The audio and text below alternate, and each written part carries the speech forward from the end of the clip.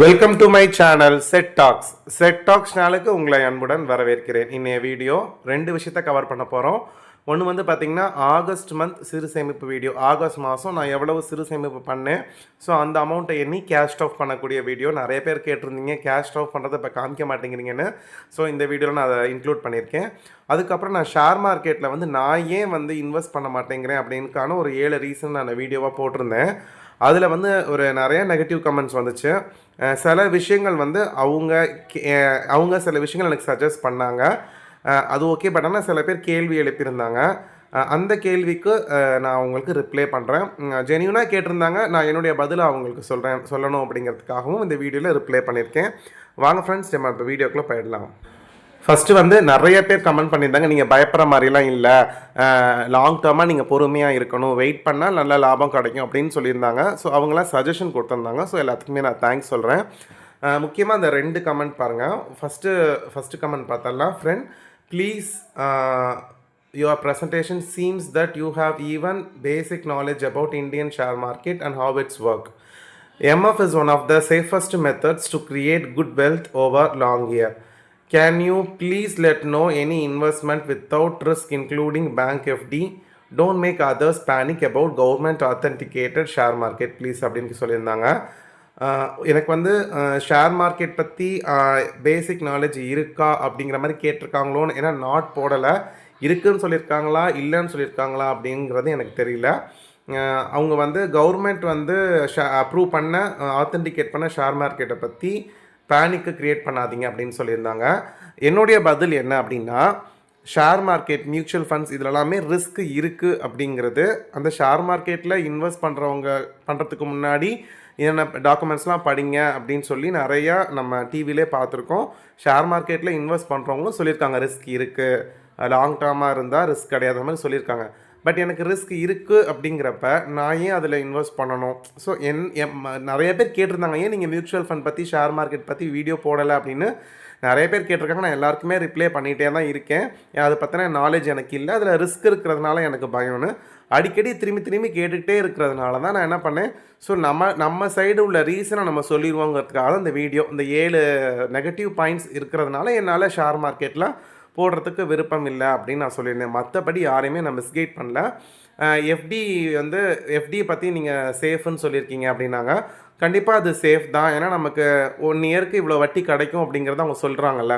இப்போ நிறைய பேர் எஃப்டியில் வந்து எனக்கு விருப்பம் இல்லை, எனக்கு வந்து அதிகமான லாபம் வேணும், நான் ஷேர் மார்க்கெட்டில் வெயிட் பண்ணி நான் லாபம் சம்பாரிச்சுக்கிறேன்னு சொல்கிறது அவங்களோட சாய்ஸு. ஏன்னா எஃப்டியில் வந்து உங்களுக்கு லாங் டேர்மாக வந்தாலுமே ரொம்ப லாபம் கம்மியாக வரும் அப்படின்னு. ஸோ எனக்கு லாபம் கம்மியாக வந்தாலும் எனக்கு சேஃபாக இருக்குது அப்படின்னு நான் ஃபீல் பண்ணுறதுனால நான் எஃப்டியை எடுக்கிறேன். அதில் எனக்கு எந்த ரிஸ்க்கும் இருக்கிற மாதிரி தெரியல. ஈவன் அவங்க நிறைய பேர் சொல்லியிருந்தாங்க, அந்த எஃப்டிஏ பேங்க் வந்து ஷேர்ஸில் இன்வெஸ்ட் பண்ணி தான் அவங்களுக்கு அந்த வட்டியை தராங்கன்னு. பட் ஆனால் எனக்கு வந்து அவங்க ஷூரிட்டியாக இவ்வளோ அமௌண்ட்டு ஃபிக்ஸடுக்கு இவ்வளோ வட்டி உங்கள் முதலும் கிடைக்கும்னு அவங்க ஷூரிட்டி கொடுக்குறதுனால நான் நேஷ்னலைஸ் பேங்க்கில் எஃப்டியை ப்ரிஃபர் பண்ணுறேன் ஃப்ரெண்ட்ஸ். அதுதான் மெயின் ரீசன். நான் யாரையுமே மிஸ்கைட் பண்ணலை. முக்கியமாக நம்ம அதை பற்றி ப்ராப்பர் நாலேஜ் இல்லாமல் போயிடக்கூடாது அப்படிங்கிறதுக்காக தான் நான் போட்டேன். என்னுடைய நான் ஏன் இன்வெஸ்ட் பண்ணல அதுக்கான ரீசன் தான். ஸோ அதை வந்து சப்ஸ்கிரைபருக்கு தெரியப்படுத்தணுங்கிறதுக்காக தான், மற்றபடி நான் யாரையுமே மிஸ்கைட் பண்ணல. நெக்ஸ்ட்டு இன்னொரு கமெண்ட் கொடுத்துருந்தாங்க, இப்படி பொதுவாக உருட்டு விடாதீங்க, அதுவும் 24 hours அதை திங்கிங் சொல்கிறாரு. சத்தியமாக இல்லை. ஆல்சோ எப்படி வீடியோ போட்டுட்டு 3 days பிஃபோர் நீங்கள் இன்வெஸ்ட்மெண்ட் பண்ணி ப்ராஃபிட் பண்ணிங்க வீடியோ போடுறீங்களே. ஸோ டோட்டலி மிஸ்லீடிங் த வியூவர்ஸ்னு. 24 hours நான் திங்க் பண்ணி சொல்லலை ஃப்ரெண்ட்ஸ். ஆக்சுவலாக பார்க்க போனால் எங்கள் வீட்டில் எங்கள் அப்பாலாம் ஆல்ரெடி ஷேர் மார்க்கெட்லேயோ மியூச்சுவல் ஃபண்ட்லேயோ இன்வெஸ்ட் பண்ணி லாங் டேர்மாக கூட அவங்களால வந்து லாபம் சம்பாதிக்க முடியல, நஷ்டம்தான் அடைஞ்சாங்க. என்னென்னா ஒரு பார்ட் ஆஃப் த அமௌண்ட் போட்டதுனால தப்பிச்சோம். காரணம் வந்து அவங்க வந்து டேரெக்டாக அதை பற்றி தெரிஞ்சுக்காமல் இன்னொருத்தர் சொல்கிறத நம்பி அவங்க மிஸ்கைட் பண்ணி விட்டாங்க. பட் அவங்க வந்து எங்களுக்கு எந்த விதமான ஹெல்ப்பும் பண்ணல, இல்லை எப்படி அதை திரும்பி எடுக்கிறதுன்னு எங்களுக்கு தெரியல. பட் நாலேஜ் இல்லாமல் போயிட வேணாம் அப்படிங்கிறதுக்காக தான் நான் மெயினாக சொன்னது. 24 hours நான் திங்க் பண்ணி சொல்லலை.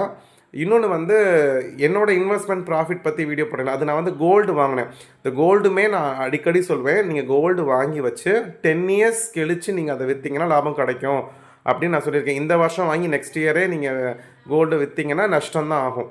ஸோ அதை வந்து நான் ப்ராப்பராக வித்து கால்குலேஷனோட போட்டிருக்கேன்.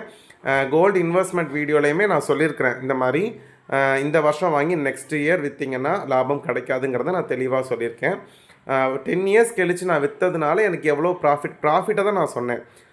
மற்றபடி யாரையுமே நான் வந்து மிஸ்லீட் பண்ணல.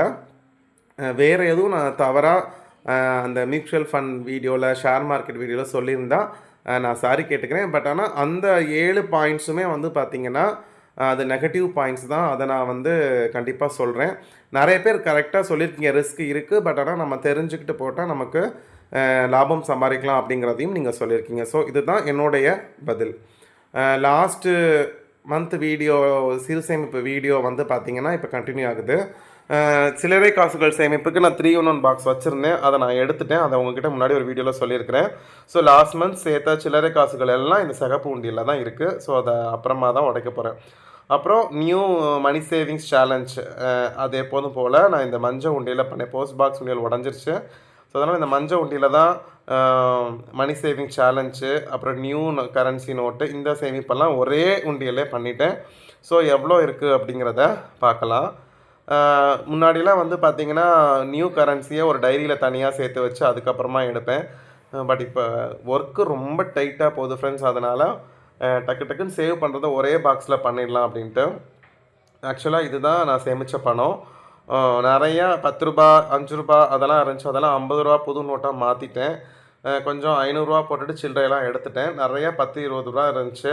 பழைய 10 ரூபா, 20 ரூபா என்னென்னலாம் இருந்துச்சோ அதெல்லாமே புது நோட்டாக மாற்றி வச்சுட்டேன். ஸோ இதுதான் லாஸ்ட்டு மந்த்து நான் சேமித்த சிறு சேமிப்பு. ஸோ சில்லறை காசுகள் இப்போ எண்ண முடியாது. ஸோ அதனால் அது உண்டியில் தனியாக இருக்கட்டும். மிச்சம் இருக்கக்கூடிய, அதாவது savings challenge, money saving challenge, அதுக்கப்புறம் புது ரூபாய் நோட்டு, 2 சிறு சேமிப்பு தான் இந்த பாக்ஸில் பண்ணது. எவ்வளோ அமௌண்ட் வந்திருக்குன்னு நீங்கள் பாருங்கள் ஃப்ரெண்ட்ஸ். உங்களுக்கே தெரியும் இந்த மணி சேவிங் சேலஞ்ச் நான் எப்படி போடுறேன், ஒவ்வொரு செலவுக்கும் எப்படி போடுறேன் அப்படிங்கிற வீடியோ ஆல்ரெடி நான் போட்டிருக்கேன். சிறு சேமிப்பு பார்ட் 4 வீடியோவாக நான் போட்டிருக்கேன். பார்க்காதவங்க அதை பாருங்கள். ஒரு 4 days 5 daysக்கு முன்னாடி தான் நான் போட்டேன். வர வர பார்த்திங்கன்னா அந்த சிறு சேமிப்பு நம்ம கொஞ்சம் கொஞ்சமாக இன்க்ரீஸ் பண்ணணும்னு நான் நினைக்கிறேன். சிறு சேமிப்பு தானே, அதனால் நம்ம வந்து 100 ரூபா சேமித்தா கூட நம்ம சந்தோஷப்படணும். நம்மளால் எவ்வளவு முடியுமோ அவ்வளவு சேமிக்கணும். எனக்கு வந்து வருமானம் கம்மியாக இருக்கிறப்ப நம்ம சேமிப்பு கம்மியாக தான் இருக்கும். வருமானம் பெருகும் பொழுது சேமிப்பு பெருகும். ஸோ அதனால் நான் 100 ரூபா தான் நான் சேர்த்துருக்கேன், 50 ரூபா தான் சேர்த்துருக்கேன் அப்படின்னு நீங்கள் யோசிக்காதீங்க. 50 ரூபா சேமித்தாலும் 50 ரூபா நான் சேமிச்சிருக்கேனே அப்படிங்கிறதுல நீங்கள் வந்து ஹாப்பியாக இருங்க. அதுக்கப்புறம் உங்களுக்கு சேமிப்பு பெருகணும்னு நினைக்கும் பொழுது நம்மளோட வருமானத்தை ஈஸியாக பெருக்கிக்கலாம். நியூ நோட்டுன்னு பார்த்தீங்கன்னா 2 50 ரூபா நோட்டு தான் கிடச்சிச்சு. 1 தான் கிடச்சிச்சு. மிச்சம் 2 50 ரூபா நோட்டு வந்து பார்த்திங்கன்னா இந்த உண்டியல் சேவிங்ஸில் நிறையா 10 ரூபா 20 ரூபா இருந்துச்சா அதெல்லாமே சில்லறையாக செலவுக்கு எடுத்துகிட்டு அந்த 50 ரூபாயை நான் போட்டேன். ஒரு 500 ரூபா வந்து இருக்கும் அந்த கேஸ் காசு மிச்சம் பண்ணது. ஸோ அந்த 500 ரூபா வந்து இருக்கும். இன்னொரு 500 ரூபா தான் நான் அந்த ஃபினான்ஷியல் ஸ்கேனிங்கில் சொல்லியிருந்தேன் 100 செலவுக்கு ஆகிடுச்சுன்னு.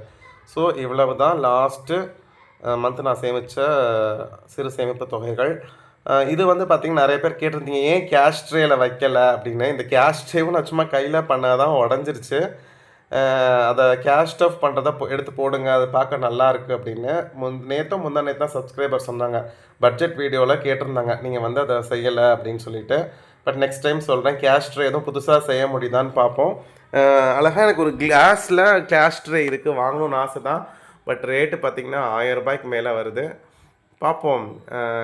ஸோ அந்த 1000 ரூபாய் சேமிச்சிடலாமே அப்படின்னு நினைப்பேன். ஆனால் வீடியோவுக்கு பார்க்குறதுக்கு அழகாக இருக்குது. நான் நிறைய வீடியோஸ் மணி சேவிங் வீடியோ பார்த்துருக்கேன். அந்த கேஷ் ட்ரேயில் அழகாக கேஷை அடுக்கி வச்சு பட்ஜெட் பேக்கில் வைக்கிறது எனக்குமே ரொம்ப பிடிக்கும்.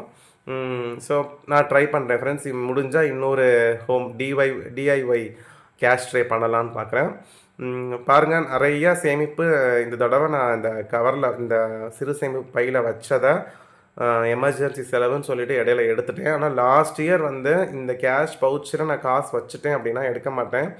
சில்லறைக்கு வேணால் நான் எடுப்பேன். ஆனால் இந்த வருஷம் வந்து பார்த்திங்கன்னா சின்ன சின்ன எமர்ஜென்சி செலவுகள் அப்பப்போ வரதான் செய்யுது. பட் இந்த மாதம் என்ன முடிவு பண்ணியிருக்கேன்னா, என்ன நடந்தாலும் இந்த பேக்லேருந்து நம்ம கேஷை எடுக்கக்கூடாது, தேவையில்லாமல் நம்ம செலவுகளை வந்து கட்டுப்படுத்தணும் அப்படிங்கிற ஒரு முடிவில் இருக்கேன். நிறையா 50 ரூபா நோட்லாம் காலி ஆகிடுச்சு. நீங்கள் ஜான்வரி பிப்ரவரிலாம் பார்த்தீங்கன்னா நிறையா 50 ரூபா நோட் இருந்துச்சு. சம்டைம்ஸ் சேஞ்சுக்கு எடுத்து ஐநூறுரூவாயை மாற்றுறது, அதுக்கப்புறம் டக்குன்னு ஏதாவது ஒரு எமர்ஜென்சி செலவு வரும், உடனே அந்த ஐநூறுரூவா எடுத்து செலவு பண்ணி திரும்பி போடுவேன், திரும்பி செலவுக்குன்னு எடுப்பேன். ஸோ எப்போதுமே அந்த மாதிரி இருக்க மாட்டேன். சேவ் பண்ணிட்டோம் அப்படின்னா அதில் பயங்கர ஸ்ட்ரிக்டாக இருப்பேன். பட் லாஸ்ட் 2 to 3 மந்த்ஸாக கொஞ்சம் ஜர்க் அடிக்குது ஃப்ரெண்ட்ஸ். பாப்பா அதெல்லாமே கரெக்ட் பண்ணிடலாம். ஸோ இந்த வீடியோ இங்கே முடிச்சுக்கிறேன் ஃப்ரெண்ட்ஸ். இந்த வீடியோ பற்றின கமெண்ட்டை மறக்காமல் கமெண்ட் பாக்ஸில் சொல்லுங்கள். அடுத்த வீடியோவில் பார்க்குறேன். Bye friends.